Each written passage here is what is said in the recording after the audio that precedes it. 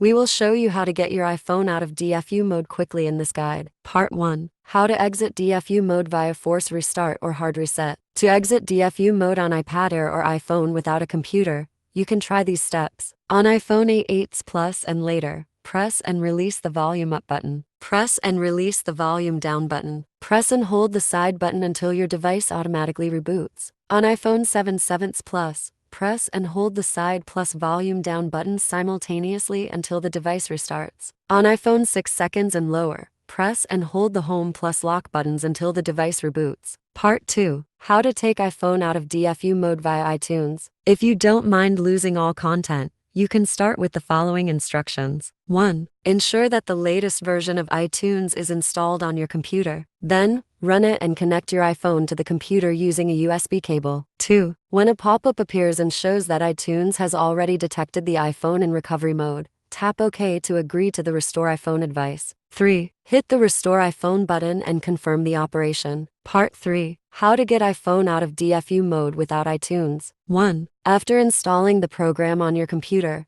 connect your iPhone to the PC via a USB cable and select iOS System Recovery on the interface. 2. Tap the Start button at the lower right corner to let it detect the iPhone problem automatically. 3. Once your iPhone is successfully recognized, you can click the Repair button to download the appropriate firmware necessary for repair and get your iPhone out of DFU mode automatically. If you have downloaded the plugin before, choose the Select button to start repairing the device. Once the firmware download is completed, the iOS System Recovery will automatically get your iPhone out of DFU mode, giving you back a normal iPhone. Part 4. How to remove iPhone from DFU mode by contacting Apple support. If nothing works for exiting the DFU mode on your iPhone, you still get the last straw taking your device to the Apple Authorized Service Center for repair or contacting the Apple support team, and they will tell you how to kick iPhone out of DFU mode.